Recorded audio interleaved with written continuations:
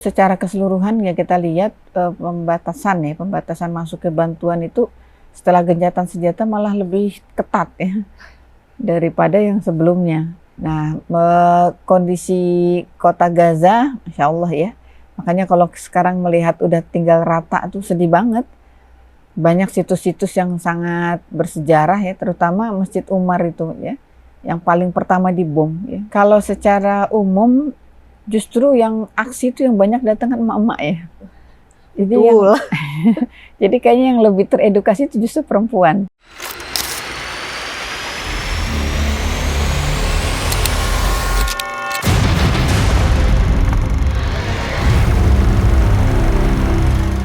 Assalamualaikum Sobat Republika. Krisis kemanusiaan masih terus berlangsung di Gaza, Palestina. Adara Relief International menjadi salah satu lembaga yang konsisten untuk mendistribusikan bantuan dan menghadirkan harapan untuk warga Gaza. Melalui spesial interview kali ini, kita ingin menggali bagaimana kondisi di Gaza, distribusi logistik, hingga bagaimana masyarakat Indonesia dapat terus berperan dalam perjuangan kemanusiaan ini. Kita sudah dapat kesempatan untuk berbincang dengan salah satu sosok yang boleh dibilang sangat luar biasa dan gigih dalam perjuangan kemanusiaan ini, Direktur Utama Adara Relief, Ibu Maryam Rahmayani. Assalamualaikum Ibu.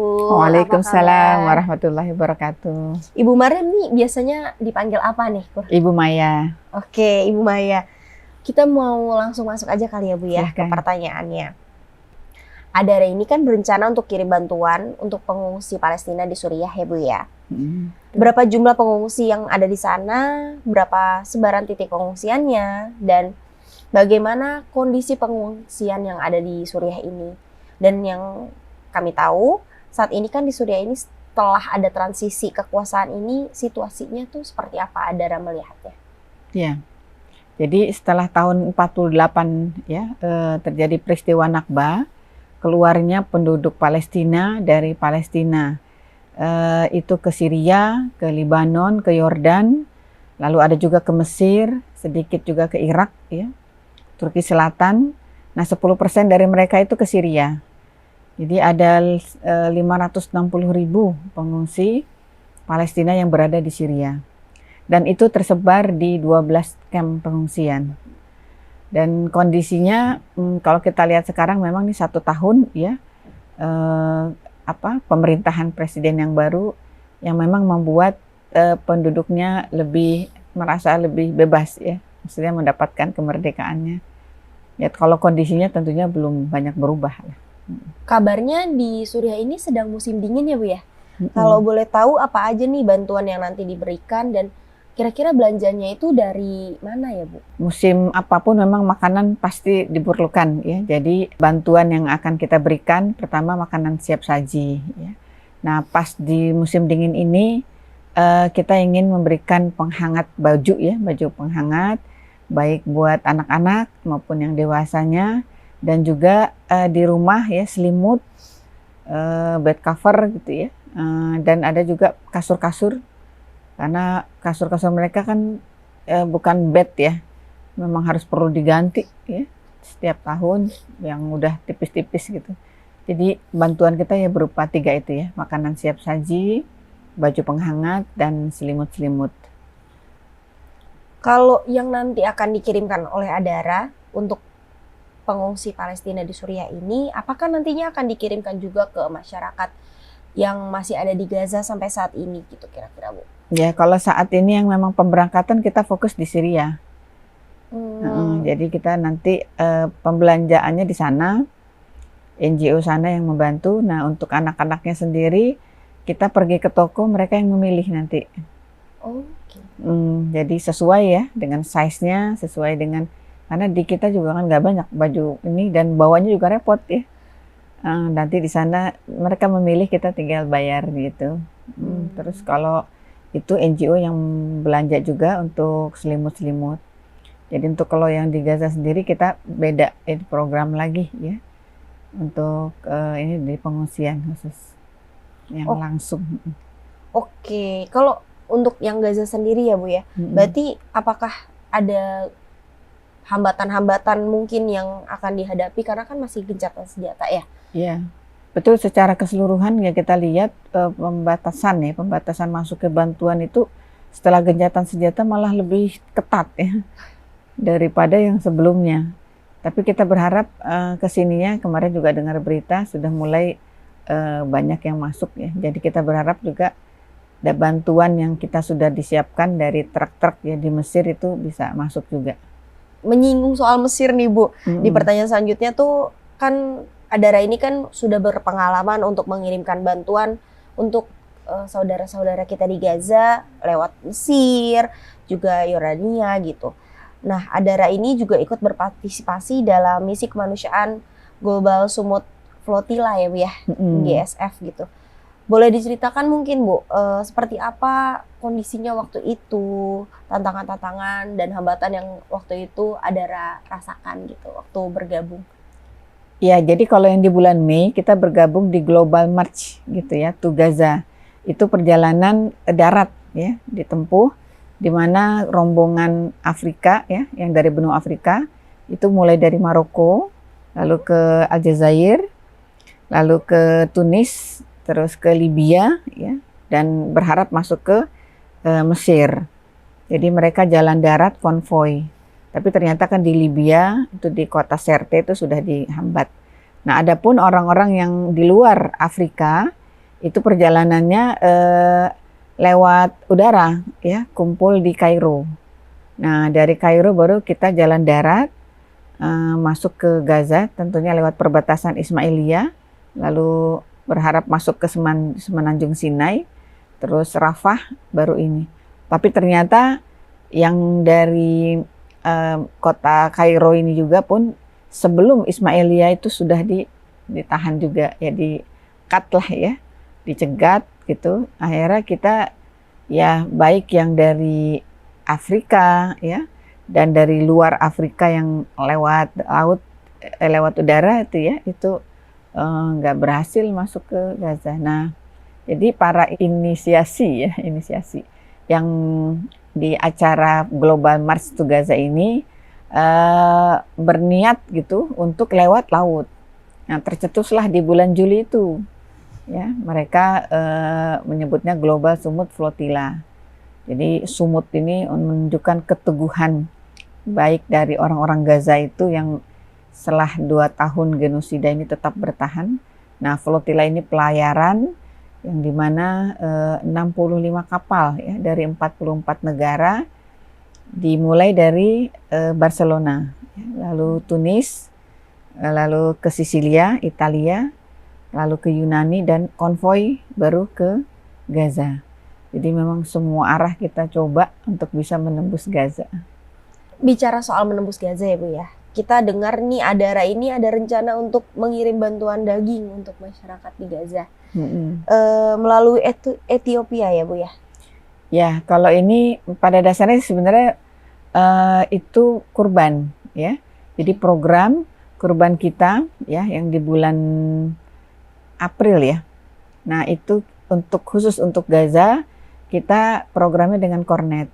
Jadi hewannya itu di Ethiopia kita sembelih ya, lalu sapi-sapinya itu setelah disembelih dikirim ke Emirat. Nah, di Emirat itu dikalengin. Jadi berupa kornet. Supaya apa? Supaya awet. Karena kita ngelihat kondisi perang ini kan nggak jelas ya, kapan bisa masuk. Jadi kalau di dalam kaleng kornet itu 2 tahun expired date-nya. Sementara kalau frozen, sebelum genocide kita pakai frozen ada. Nah, frozen itu kan awetnya kan 2-3 minggu ya. Nah, jadi dengan kornet kemarin di bulan lalu ya, sampai di Emirat sudah selesai dikalengkan, jalan darat ke Yordan. Nah, jadi kita sempat menunggu lah kornet-kornet itu ya, 1 kontainer di Yordan untuk kita lepas menuju Gaza lewat perbatasan Yordan. Gitu. Kalau tahun lalu alhamdulillah sih setelah 3 bulan dari Hari Raya Idul Adha itu masuk ke Gaza dan bisa dinikmati oleh penduduk Gaza. Jadi ini cara beradaptasi ya dengan kondisi yang sulit, tapi nggak kehabisan akal gitu, supaya saudara-saudara kita di Gaza tetap menikmati sajian kurban seperti kita. Ibu Maya, ini kan Ibu sendiri kan udah pernah datang langsung ya ke Gaza. Di tahun berapa itu ya Bu kalau boleh tahu, dan boleh diceritain mungkin situasi saat terakhir Ibu ada di Gaza itu seperti apa? Dan Ibu ini kan juga partisipan Global Sumut Flotilla tadi ya. Apa ya, salah satu yang dari Indonesia yang paling senior lah bisa dibilang seperti itu. Motivasinya Ibu untuk masuk dan terlibat secara langsung di setiap misi kemanusiaan ke Palestina itu seperti apa sih Bu? Ya. Jadi kita masuk Gaza dulu di 2012 di masa Presiden Mursi, di mana lebih kondusif ya lembaga-lembaga ataupun aktivis untuk bisa masuk ke Gaza di tahun itu. Kita sendiri 2 kali ya, di bulan Mei dan di bulan November. Nah, kondisi kota Gaza, Masya Allah ya, makanya kalau sekarang melihat udah tinggal rata tuh sedih banget. Banyak situs-situs yang sangat bersejarah ya, terutama Masjid Umar itu ya, yang paling pertama dibom ya. Masjid itu dia lebih ke basement ya ininya tuh, dimana di situ kumpulan ya para ahli-ahli Quran di situ. Ada satu yang sangat ini kita bisa belajar ya, pembaca Qori ya secara internasional itu bisa dibaca oleh mudirnya dalam satu waktu gitu, Insya Allah. Kita kayak channel radio ya, mau baca seperti Sudais itu beliau bacakan langsung, kayak mau seperti Al-Ghamidi beliau akan bacakan. Jadi kalau kita datang ke sana kita tinggal pilih mau bacaan kita seperti apa, nanti diajarin. Itu kayaknya belum ada ya di mana-mana tuh ya. Di tempat-tempat lain ya kita kalau cerita tentang Gaza nggak habis-habisnya ya, cuman yang kita dapati itu masalah pendidikan. Memang dia kotanya kecil ya, 10 kali 40 km. Tetapi di kota yang sekecil itu ada 20 universitas ya. Jadi kan kebayang ya, kalau 40 paling kayak kita jalan di Jagorawi itu sampai di Sentul lah. Nah, jalan sepanjang Sentul itu nanti kita bisa ngelewatin 20 universitas. Kan di sini aja nggak ada satupun ya. Jadi begitu pentingnya ya pendidikan oleh orang-orang Gaza. Ya, mereka sangat ingin menempuh pendidikan yang setinggi-tingginya. Nah, ini ya yang bisa kita lihat. Jadi pendidikan yang tinggi itu membuat ketahanan juga ya dari mental orang-orang di Gaza. Karena tidak mudah terprovokasi ya dengan isu ya. Karena mereka ya orang pinter yang punya dedikasi tinggi ya, ditambah lagi dengan Qur'annya ya di setiap penduduk Gaza itu. Akhirnya dua sisi ini yang bisa menjadikan 2 tahun genosida ini mereka bisa bertahan. Kembali lagi ke dasar pendidikannya ya Bu ya. Kalau kayak gitu saya mau move ke pertanyaan selanjutnya nih Bu. Selain program bantuan kemanusiaan, program apa aja nih yang ada dijalani oleh Adara di tengah berjalan saat ini terkait Palestina? Saya mungkin mau ke program edukasi dulu nih Bu, karena tadi kita habis ngomongin pendidikan ya. Untuk perempuan dan anak-anak khusus tentang Palestina, ini seperti apa Bu? Apakah programnya seperti penceritaan Palestina yang kabarnya udah ada di 40 kota di Indonesia, atau seperti apa yang sudah berjalan? Jadi kalau program Adara sendiri, kita punya main program ya. Pertama itu Dekap Yatim Palestina ya. Nah, kita punya 2.000 anak yatim di Gaza yang kita santuni tiap bulan. Nah, berikutnya ada juga main program kita edukasi. Edukasi di mana kita menginginkan seluruh ya, kalau mau dibilang secara umum ya, orang-orang itu paham bagaimana Palestina. Sehingga kalaupun mereka berdonasi, mereka dengan ilmu gitu, paham kenapa saya berdonasi. Nah, edukasi inilah yang kita sampaikan ataupun kita siapkan untuk mulai dari anak-anak TK, ada kurikulumnya berkisah, lalu jenjang SD, ya, SMP, SMA, untuk kuliah, dan juga khusus ibu-ibu taklim misalnya ya. Nah, mereka kita berikan ya materi-materi tentang Al-Quds ya, tentang Al-Aqsa ataupun Palestina keseluruhan. Nah, ini 2 main program di Adara. Dan sekarang sudah ada di berapa kota Bu untuk program? Ya, jadi sudah kita menyebar ya, sudah ribuan titik yang kita inikan untuk Al-Aqsa berkisah di 40 kota di seluruh Indonesia ya, kita sudah datangi. memberikan edukasi kepada anak-anak. Berarti memang tujuannya itu bukan semata-mata kita memberikan wadah untuk berdonasi, tapi diedukasi juga nih Betul. supaya kita-kita yang berdonasi itu menjadi punya keterikatan Paham, batin yang lebih betul, dalam gitu betul. ya Bu. Akan mengulang pasti ya kalau paham ya, tidak sesaat aja gitu. Betul. Kalau bicara dari pendidikan biasanya gesernya ke ekonomi Bu. Kalau Adara ini sendiri kan punya program pengembangan kualitas hidup masyarakat di Palestina ya Bu ya. Dengan memberikan bantuan ekonomi agar masyarakat Palestina punya penghasilan melalui pembuatan produk-produk budaya, kerajinan dan sebagainya. Itu seperti apa Bu kalau boleh dijelaskan? Ya, jadi memang Adara ini fokus ya membantu perempuan dan anak Palestina, baik yang ada di Gaza, di tepi barat yang menyebar tuh ya, di Syria, Lebanon. Nah, untuk anak-anak sendiri ya salah satunya tadi dekap yatim ya. Lalu untuk yang wanitanya ada pemberdayaan wanita. Jadi kita melatih mereka untuk bisa membuat kerajinan tangan, Tetris yang terkenal ya, yang dijadikan tobe baju itu kan ada ininya. Kalau kita bilang kristik ya. Nah, itu menjadi pakaian khas tradisional di Palestina. Nah, pakaian itu setelah jadi itu kita beli. Nah, jadi kita lelang di sini ya untuk dijadikan donasi dan kembali lagi kan ke mereka pemberdayaan ini. Jadi kita membantu pelatihannya ya. Tentu yang ngelatih ya di situ ya. Kita memberikan ini aja lah support ya untuk biayanya dan juga mesin-mesinnya. Jadi mereka punya mandiri, bisa bekerja di rumah. Nah, itu program pemberdayaan. Kabarnya Adara ini mau bikin festival Palestina Jilid 2 ya Bu. Boleh nih ceritain dong Bu, gimana kegiatannya, kapan kegiatannya, apa aja yang nanti akan terselenggara gitu. Ya, jadi memang itu program tahunan Adara di setiap akhir tahun.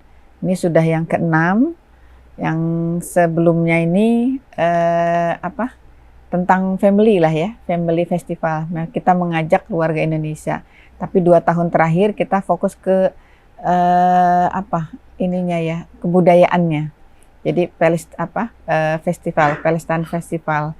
Kayak tahun lalu kita mengangkat ya budaya-budaya dari Tetrisnya ya, motif-motifnya, makanannya. Nah, sekarang juga begitu. Nah, lewat teater.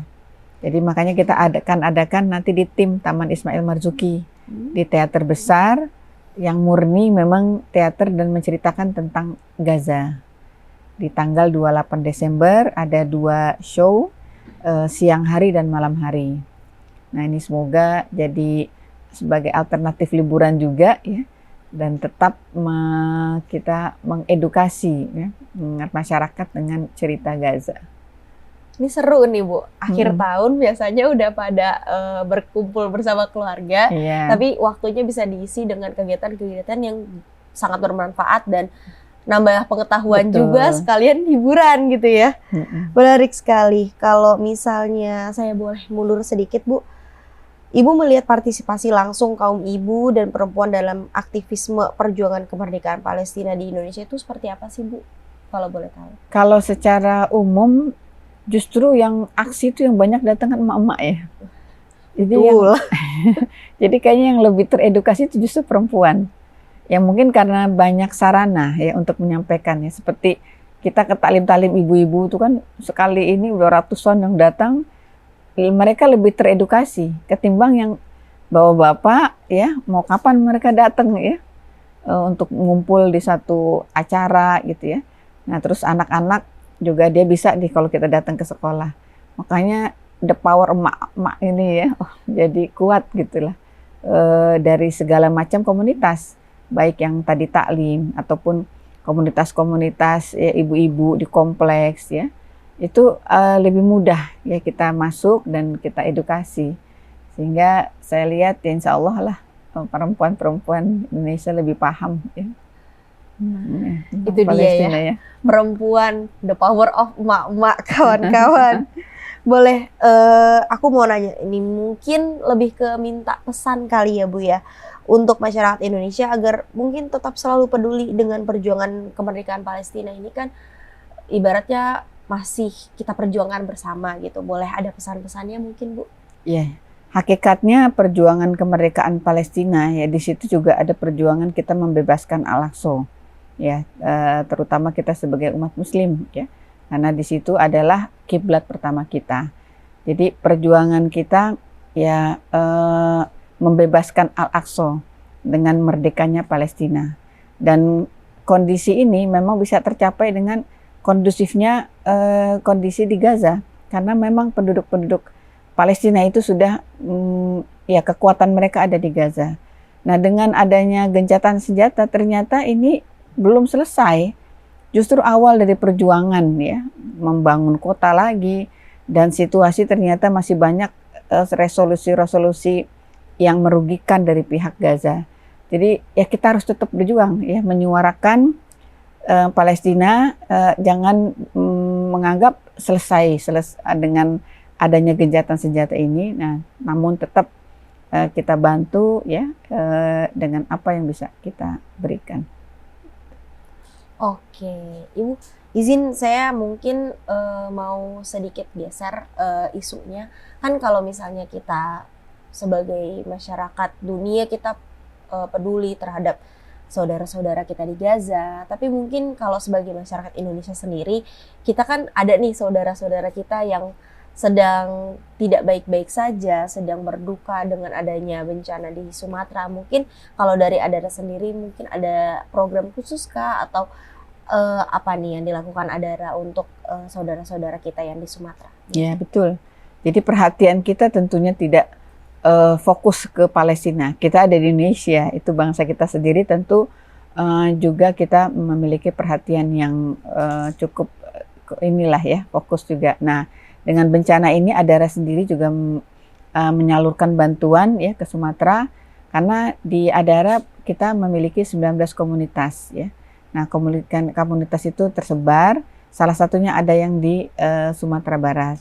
Nah, lewat komunitas itulah kita memberikan bantuan ya. Mereka langsung turun, terutama ya sebenarnya bantuan sih bebas aja ya, tapi kita fokus mana yang memang wanita dan anak ya, yang mungkin belum mendapatkan perhatian. Nah, bantuan-bantuan kita ke arah situ.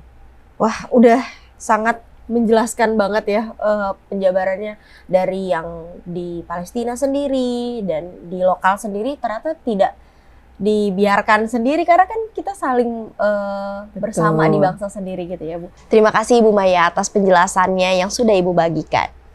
Dari cerita Ibu Maya, kita bisa belajar bahwa membantu Gaza itu bukan cuma soal mengirim bantuan, tetapi menjaga empati, solidaritas, dan hati kita untuk tetap bersama masyarakat Gaza. Mari terus dukung, terus peduli, dan terus menguatkan saudara-saudara kita. Terima kasih. Demikian spesial interview kali ini. Sampai jumpa. Wassalamualaikum warahmatullahi wabarakatuh.